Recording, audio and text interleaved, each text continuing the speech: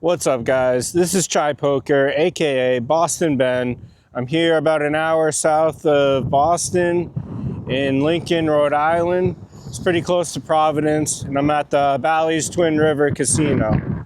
This is the first time I've been here. When I lived in New England, this wasn't here. And they have a poker room. I'm gonna go get in a game. What they're doing special is they have a $300 high hand every half hour.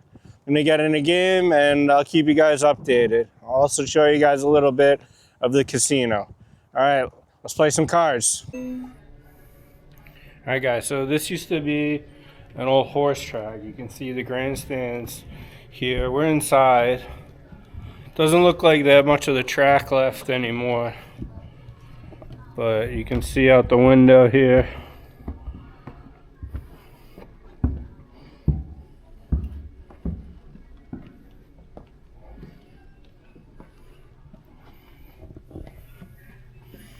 So they just converted it into a casino, and this is where I started up in New Hampshire. It was similar. Horse tracks up in New Hampshire. They converted into a poker room and a casino.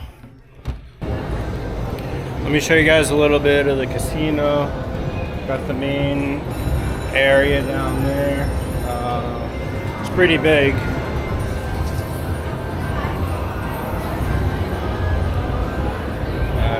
Bar and grill on this side. So we're upstairs right now. If you come up the stairs here, and in the back where we're walking is the poker room. What I like about the casino is that they have smoking and non-smoking sections within the casino.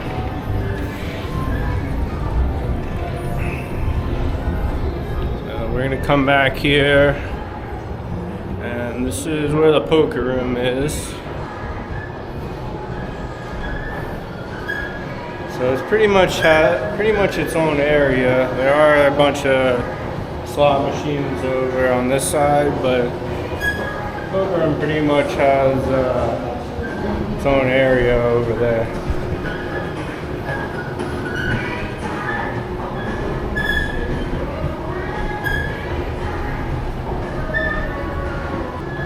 So at the moment, they have 7 1-2 games going and 2 2-5 games. The rake is 8 plus 2 for 1-2, and it's also the same for 2-5. That's really high. The max rake in Vegas is going to be $8 total. So I feel like I might as well play 2-5 here. With that being said, what's up, guys? I'm here with my buddy Dan. We just finished up our poker session here in Rhode Island. You might recognize him if you played poker in Vegas in the last 10-15 years. Dan was a grinder, man, for a long time, and then moved back to Massachusetts. How long you been back in Mass now? Oh, 4 years. 4 years, 4 man. years, yeah. And no more, hasn't played any poker? Or Zero poker. No poker. Zero live poker. Today was the first session. That's right. Back in 4 years. Back in the saddle. I got him back in the game for a little bit, so that's pretty cool, man. So how'd it go today? Oh, it was a $150 profit on the day. All right. Not bad. Not bad. And you played 1-2 the whole time, right? Yep. Dodged a bullet. The ace high flush versus a straight flush. Lost like $40 in the hand. How'd it go down? What happened? So yeah, I had ace 9 of spades in early position, so I limped in. They have a high hand promotion going on right now, also every half an hour. So yeah, ace 9 suited, limp in, get a few limpers. Flop pretty much comes bricks on a paired board, so it checks around. The turn is another spade, giving me the nut draw. So I bet like $6 to try and take it down right there or whatever and see what happens. And I get 2 callers. And the river completed the flush, giving me an ace high flush on like a, the hell do you have, 6-8. So yeah, it was like a 5-7, 4-5-7 board or something like that. And bet $10 and the dude raised $30. and I tanked for a little bit. I'm like, I guess he's got the full house, but I couldn't lay it down because Only $20, man. Right. It's Yeah. not a big deal, right. dude. I So mean, I made it's the not- call with an ace high flush, and he ended up having a straight flush.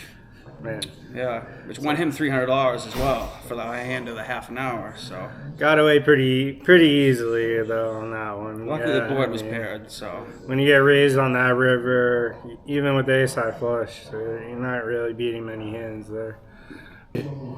Dan got here a little earlier than I did. You were playing for about an hour before I did. And then I got here and I sat in the same game as him. We were next to each other for a couple hours, just hanging like the old times, man. We used to grind back in the day, dude. Back in Vegas, man. Just like we used to grind together at MGM, Harrah's, a couple of Caesars properties. yeah, Good times, man. Very good times. Played in that game for a couple hours, and I was breaking even. And then I found out about the rake being 8-2, and the rake in the 2-5 game is the same. So to me, it just didn't really make sense to play 1-2. And there were seats open in the 2-5 game, so I hopped in that game. We were playing short-handed for a while. 6, 7. We were never really full. I'm assuming they never do a rake reduction here. I think when you get down to 5, but we weren't really 5-handed for very long. It was mostly like 6, 7, 8, and we weren't full at all for like the first hour and a half I was in the game.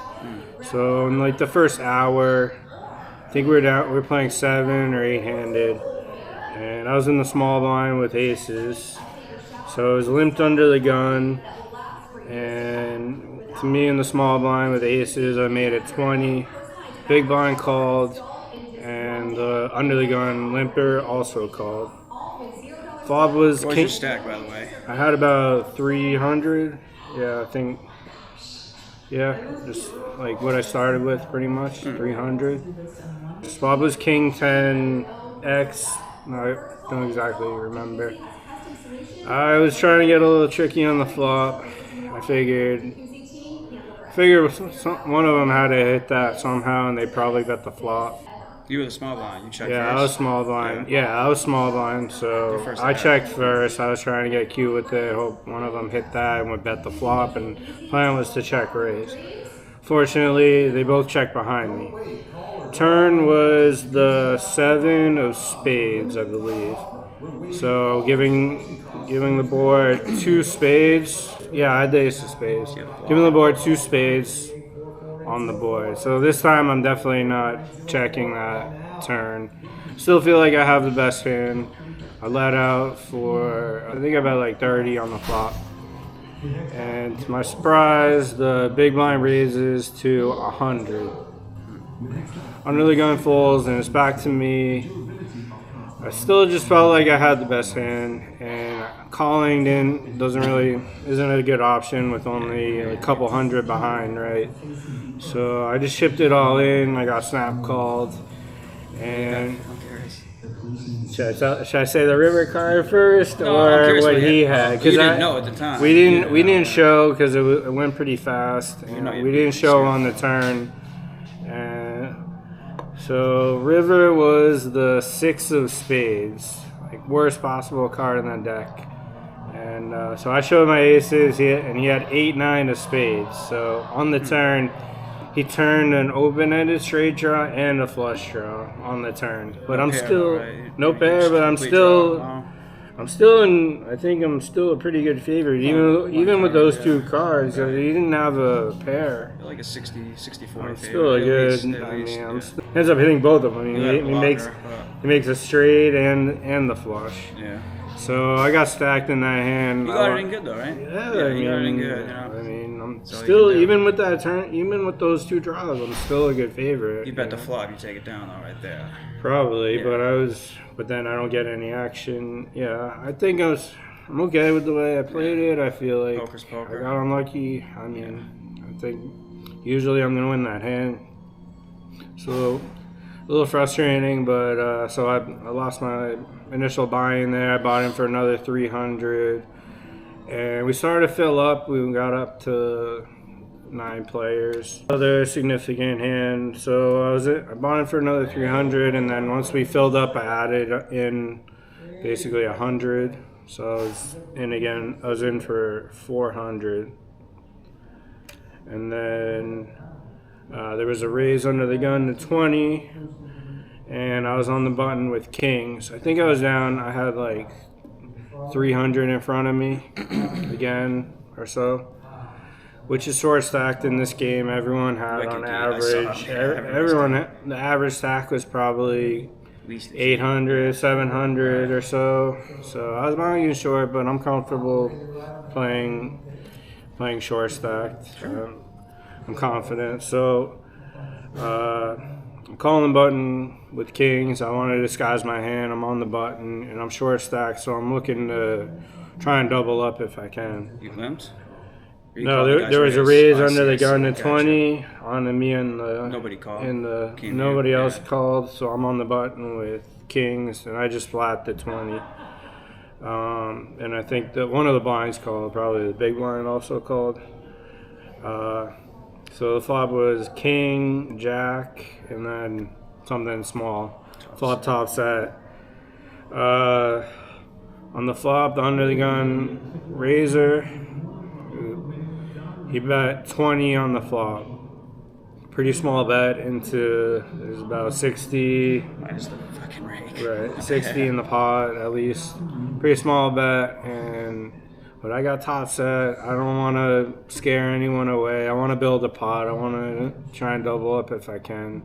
So I didn't want to raise there, and there's also high hand considerations. I didn't know what the high hand was, but I figured if I made kings full, I have a good shot at it. Probably. So I just called a 20. The other guy folds. And the turn was a 10. And the guy bets again. I'm not sure what exactly he bet. I want to say like definitely a decent sized bet. I would say 50 to 100. I'm not sure, but at this point, I just wanted to get it all in. You could just have like open-ended straight draw, so I want to guard against that. So I had another 200, jammed all in, got snap called, and I'm like, "Do you have ace queen?" And he's like, "Yep, I do." So looking just to pair the board on the river, and the river's an ace. And doesn't pair the board for me. Shows his ace queen. I show my set, and down another 400 right there. So I mean, that's just kind of how it goes. I don't think I would really change how I played those hands. I still have a lot of outs, even with them making the gut shot straight on the turn there. I still have a good amount of outs to win the hand. Yeah. So that's how it goes, man. That's how my session went here in Rhode Island. You're in Vegas for a long time, like I was 15, 20 years. like 17 years. Almost. Yeah, man, keep up the grind. Keep it up. Keep stacking. All right, cool, man. All right. Good to see you, Benny. Yeah, dude. Right on. All right, we'll catch you guys later.